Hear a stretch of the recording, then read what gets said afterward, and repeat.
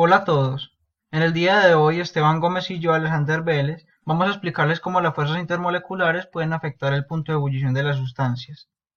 En esta tabla podemos observar de mayor a menor fuerza y rango toda la fuerza intermolecular que conocemos. La primera es la interacción covalente, la cual solo tiene alcance dentro de la misma molécula. La siguiente interacción en fuerza es la carga-carga, que es la más potente entre las no covalentes.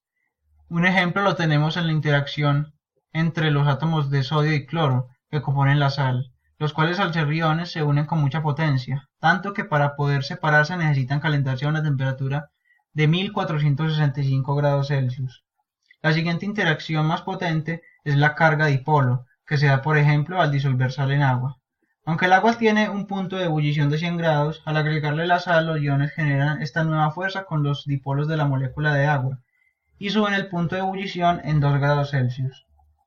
Llegado a este punto ya nos damos cuenta de que la contribución que dan las fuerzas a la cohesión de las sustancias es cada vez más pequeña.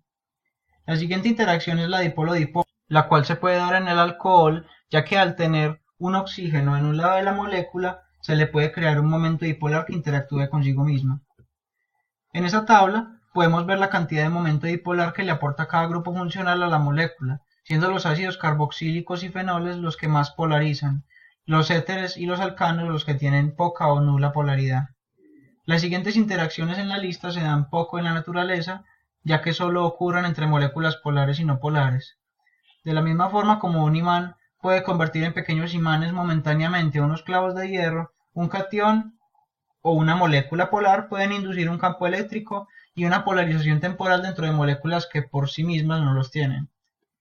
La dispersión de London es la interacción más débil de entre todas las no covalentes y es similar al roce o fricción entre las moléculas. La dispersión de London se hace más fuerte mientras mayor sea la superficie de contacto entre las moléculas, por lo que las moléculas grandes tienen un mayor punto de ebullición que las moléculas más pequeñas. Los puentes de hidrógeno son intermedios entre el enlace covalente y no covalente, por lo que tienen una energía de interacción bastante considerable. Si comparamos dos moléculas de igual tamaño y composición como el acetaldehído y el etanol, vemos que los puentes de hidrógeno elevan 58 grados el punto de ebullición del etanol por su capacidad de formarlos. Ahora, como recuento final, veamos este ejercicio. Para entender mejor las interacciones que existen entre mismas moléculas se conoce la interacción entre momentos dipolo. Para explicarlo mejor tenemos el siguiente ejemplo.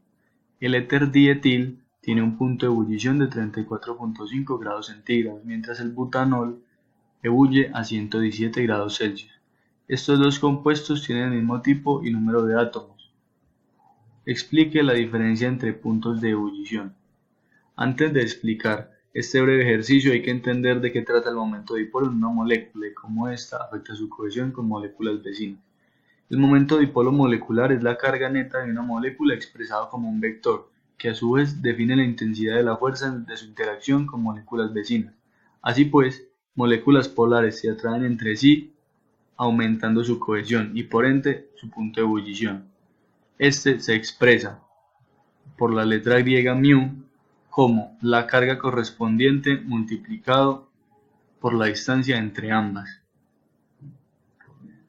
Viendo ahora el ejercicio, son dos moléculas con el mismo tipo y cantidad de átomos al cambiar su conformación estructural. También cambia la distribución de las cargas afectando así su momento dipolo.